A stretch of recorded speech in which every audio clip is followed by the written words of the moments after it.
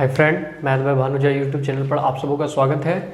आज की इस वीडियो में हम आप सबों के लिए तत्वों का आवर्त वर्गीकरण क्लास 10th का पार्ट 3 वीडियो लेकर आए हैं। इस वीडियो में हमने इससे पहले वाले वीडियो में ये मेंडलीव की आवर्त वर्गीकरण या मेंडलीव का आवर्त नियम जो था उनको पढ़ा था। उनका आवर्त नियम यही था कि किसी भी परमाणु को यानी कि मेंडलीव ने बोले थे कि किसी भी तत्वों का भौतिक और रासायनिक गुण उनके परमाणु द्रव्यमान के आवर्त फलन होते हैं। ये मेंडलीव साहब का आवर्त नियम था जिस पे हम लोग कल इस पे चर्चा किए हुए थे। उनके बाद आज मेंडलीव का कुछ आवर्त नियम में कुछ हम लोग छोड़ भी दिए थे जिनको कि आज इस वीडियो के माध्यम से कंप्लीट पढ़ना है। यदि आप स्टैंडर्ड 10th के स्टूडेंट हैं तो आप इस वीडियो को लास्ट तक देखें। ये वीडियो आपके लिए बहुत ही इंपॉर्टेंट होने वाला है। तो चलते हैं। मेंडलीव के अनुसार हमने ये देखा था कि मेंडलीव ने आवर्त को बांटे थे, यानी कि मेंडलीव के अनुसार आवर्त का विभाजन जो था उसने किए थे कि प्रथम आवर्त और उसमें एलिमेंट देखे थे 2, द्वितीय आवर्त उसमें एलिमेंट देखे थे 2, उनके बाद 8, तृतीय आवर्त एलिमेंट की संख्या 8। इस तरह से हमने बांटा था सभी को। तो उनके बाद आवर्त का तो वर्गीकरण हमने पढ़ लिया और अब इसमें मेंडलीव के अनुसार हम तत्वों के वर्ग में जो बांटे थे ना, वर्ग का में कितना एलिमेंट किस वर्ग में होगा या फिर वर्ग का विभाजन किस तरह से मेंडलीव ने किए हैं उनको हम इस वीडियो में देखेंगे। तो मेंडलीव के अनुसार वर्ग का विभाजन मेंडलीव ने, आपके पास यदि पीरियोडिक टेबल होगा तो आप उसमें देखिएगा कि वर्ग का विभाजन मेंडलीव ने ए और बी वर्ग में किया, जिसमें से ए वर्ग में 1a से लेके 7a तक और 1b से लेके 7b तक रखा। एक एक्स्ट्रा वर्ग था वर्ग 8 जिसको इसमें नहीं जोड़ा। ए और बी सिर्फ इस यहां तक 1a से 7a तक और 1b से 7b तक था। वर्ग 8 एक वर्ग था है जिसको कि नाम दिया नॉट डिविजिबल यानी अविभाज्य वर्ग। टोटल एलिमेंट इनमें 9 एलिमेंट है, टोटल 9 एलिमेंट है। ये याद रखना है आपको कि पूछ ले। देखिए स्टैंडर्ड 10th के लेवल से उतना हमको इसमें नहीं डीप में जाना है, आपको इसको बढ़िया से देखना है कि यदि पूछे कि मेंडलीव का वर्ग विभाजन जो है, मेंडलीव के अनुसार वर्गों को 2 रूप में बांटा गया। पहला तो 1a से 7a तक, 1b से 7b तक इस तरह से, और एक और वर्ग था जो कि अविभाज्य वर्ग जिसमें एलिमेंट की टोटल संख्या 9 है। अब चलते हैं मेंडलीव द्वारा कुछ एलिमेंट के बारे में हमको बोले थे कि मेंडलीव साहब ने कुछ एलिमेंट का भविष्यवाणी भी कर दिए थे कि उनके द्वारा क्या क्या तत्वों का भविष्यवाणी में कौन कौन तत्व था। तो एक तत्व का नाम था इका बोरॉन, दूसरा था इका एल्यूमिनियम, तीसरा था इका सिलिकॉन। ये इका जो वर्ड है ना, ये संस्कृत का उपसर्ग है। उपसर्ग प्रत्यय आप पढ़े होंगे तो उपसर्ग है, ये संस्कृत का एक उपसर्ग है। तो इका बोरॉन, इका एल्यूमिनियम और इका सिलिकॉन, अब यही एलिमेंट का भविष्यवाणी तो उन्होंने किया और यही एलिमेंट बाद में जाके खोजा गया तो उनका नाम था यानी कि इका बोरॉन का नाम था स्कैंडियम, SC से होता है डिनोट, हम तो लिख दिए इसमें। और इका एल्यूमिनियम को गैलियम कहा गया, जो अब खोजा गया तो उसके बाद पता चला कि ये इका एल्यूमिनियम जिनको बोल रहे थे मेंडलीव साहब वही इका गैलियम है, और इका सिलिकॉन जिनको बोल रहे थे वही जर्मेनियम है। इस तरह से 3 एलिमेंट का भविष्यवाणी मेंडलीव साहब ने किए। अब आते हैं अगला पॉइंट में, क्योंकि हमने ये भी देखा कि यानी कि अष्टक नियम जो था, न्यूलैंड्स का अष्टक नियम, वो किस लिए फेल हुआ था। तो उनका कहना था कि मात्र 56 ही एलिमेंट है जिनका खोज, अब इससे आगे एलिमेंट की खोज नहीं हो सकती है, इसलिए वो फेल हो गए थे।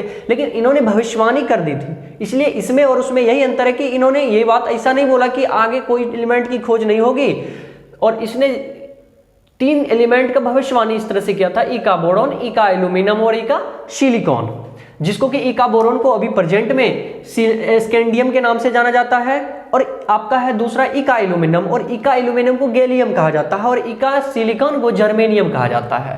अब कुछ पॉइंट्स इसमें है जो कि हमें माइंड में ऑब्जेक्टिव पॉइंट्स ऑफ व्यू से याद रखने योग्य है, जिसमें कि यानी लिख दिया पॉइंट्स टू रिमेंबर। क्या याद रखना है, तो मेंडलीव के आवर्त सारणी को, मेंडलीव ही एक ऐसा व्यक्ति थे, हमने बोला कि मेंडलीव आवर्त सारणी का जन्मदाता, याद रखिएगा। आवर्त, हम इससे पहले न्यूलैंड्स के बारे में बोले थे कि न्यूलैंड साहब को आवर्त सारणी का मूल मंत्र देने वाला व्यक्ति कहा जाता है, यानी कि आवर्त सारणी का मूल मंत्र न्यूलैंड ने दिया और आवर्त सारणी का जन्म बनाने वाला व्यक्ति मेंडलीव थे, आवर्त सारणी का जन्मदाता। मेंडलीव के आवर्त सारणी को सर्वप्रथम 1872 ईस्वी में, यही बात याद रखना है कि मेंडलीव के आवर्त सारणी को प्रकाशित किया गया था 1872 ईस्वी में जर्मनी की एक पत्रिका में, जर्मनी के न्यूज़पेपर में 1872 ईस्वी में मेंडलीव के आवर्त सारणी को सबसे पहले पब्लिश किया गया।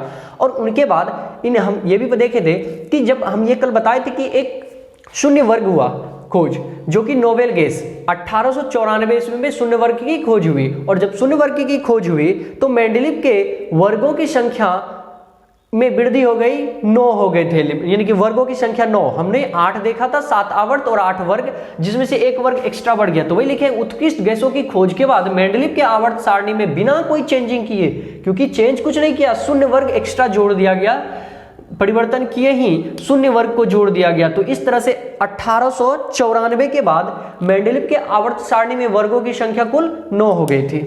अब आते हैं मेंडलीव के आवर्त सारणी आखिर विफल क्यों हुआ? तो विफल हुआ तब ना मोस्टले साहब आए, तो इसलिए मेंडलीव का आवर्त सारणी विफल आखिर कहाँ होता है? तो एक बात याद इंपॉर्टेंट रखने वाला था, मेंडलीव के आवर्त सारणी विफल होने का ये सबसे इंपॉर्टेंट रीजन था कि उन्होंने हाइड्रोजन का स्थान निर्धारित अभी तक नहीं कर पाया कि हाइड्रोजन आखिर किस जगह पे होगा।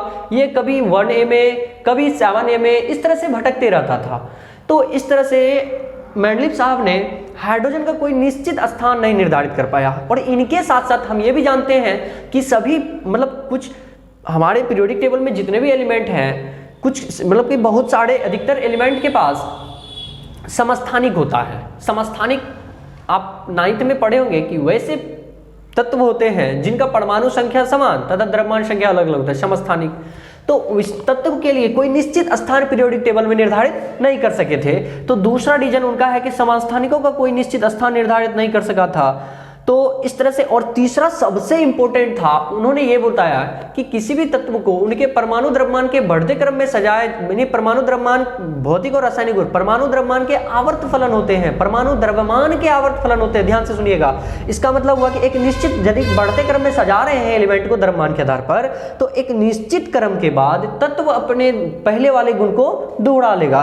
तो उस तरह से यदि देखें तो इन्होंने परमाणु द्रव्यमान के बढ़ते क्रम में जब तत्व को सजाए थे तो उन्होंने क्या किया कि आवर्त सारणी में अपने आयोडीन को टेलुरियम के पहले रख दिए थे। आयोडीन, क्योंकि आयोडीन का द्रव्यमान 126.90 और उनको ये टेलुरियम के पहले रख दिए थे, जबकि टेलुरियम का द्रव्यमान 127.60 है। इसका मतलब हल्के को भारी से पहले रख दिए, क्योंकि पहले तो यानी कि आयोडीन हल्का है, टेलुरियम को पहले रख दिए, यानी कि आयोडीन से पहले टेलुरियम आ गया था। तो इस तरह से विफल हो गए। तो एक और भी इसमें क्या किए थे इन्होंने, इसी तरह से एक और क्या किया कि कोबाल्ट को निकेल के पहले, यानी कि कोबाल्ट को निकेल के पहले रख दिए थे, क्योंकि कोबाल्ट 58.93 इसका वेट है और निकेल का 58.71 वेट है। कोबाल्ट अधिक भारी है और निकेल कम भारी है, तो निकेल को इसके बाद कोबाल्ट को निकेल से पहले रख दिए थे। यानी द्रव्यमान के बढ़ते क्रम में कुछ अरेंजमेंट में कुछ जगह पे गड़बड़ी इनका हो गया।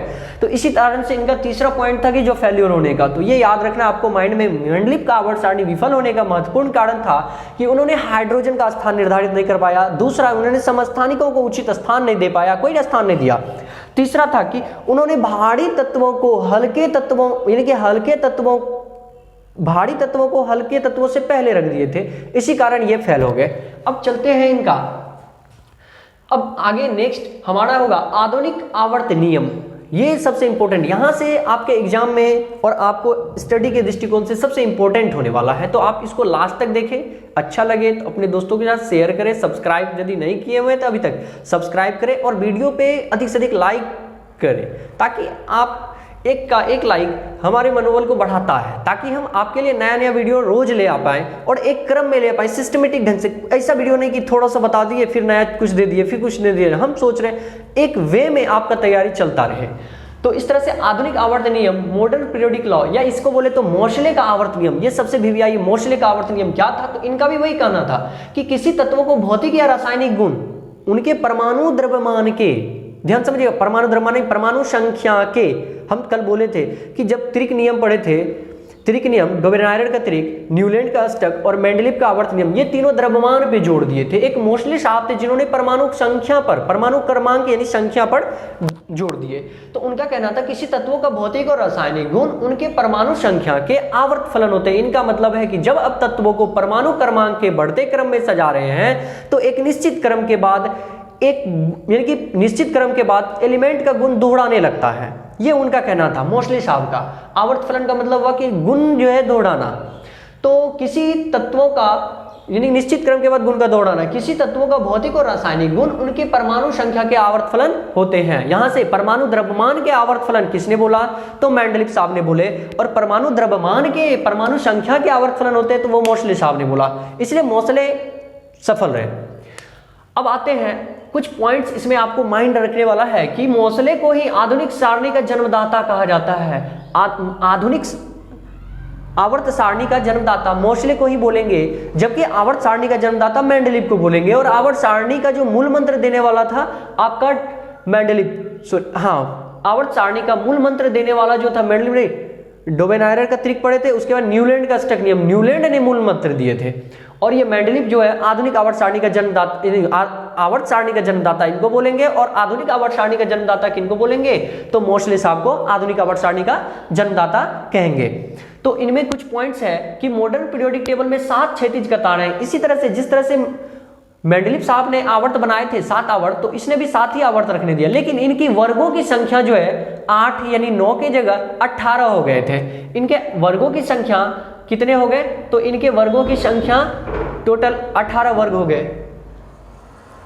आधुनिक आवर्त सारणी में तत्वों का वर्गीकरण को यदि हम देखें तो हाँ, इनमें एक और बात याद रखना है कि आधुनिक आवर्त सारणी में एलिमेंट का इलेक्ट्रॉनिक विन्यास जो है, एलिमेंट का इलेक्ट्रॉनिक विन्यास, तत्वों का जो अरेंजमेंट किया गया है वो इलेक्ट्रॉनिक कॉन्फ़िगरेशन के आधार पर है। नहीं, इलेक्ट्रॉनिक विन्यास आपने क्लास 9th में पढ़ा होगा कि इलेक्ट्रॉनिक विन्यास किस तरह से किया जाता है।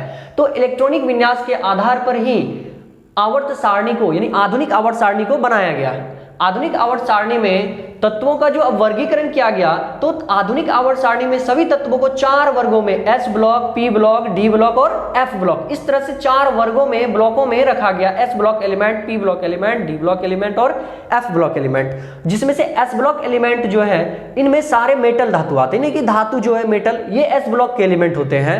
यदि हम देखें तो S ब्लॉक के एलिमेंट कहेंगे किसको, क्योंकि S ब्लॉक एलिमेंट वैसे एलिमेंट होंगे जिनका की अंतिम इलेक्ट्रॉन S सेल में प्रवेश करता हो, यानी कि कहने का मतलब वे तत्व जिनका इलेक्ट्रॉनिक विन्यास NS1 या NS2 होगा, वे तत्व जिनका इलेक्ट्रॉनिक विन्यास NS1 या NS2 होगा S ब्लॉक के एलिमेंट होंगे। S ब्लॉक के एलिमेंट को 2 भागों में बांट दिया, ग्रुप 1 और ग्रुप 2।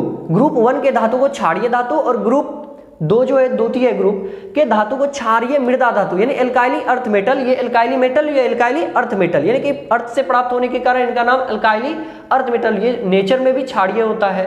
तो इस तरह से ग्रुप 1 और ग्रुप 2 के एलिमेंट हैं। नेक्स्ट वीडियो में हम इनको अलग अलग से स्टडी करेंगे। तब तक के लिए धन्यवाद।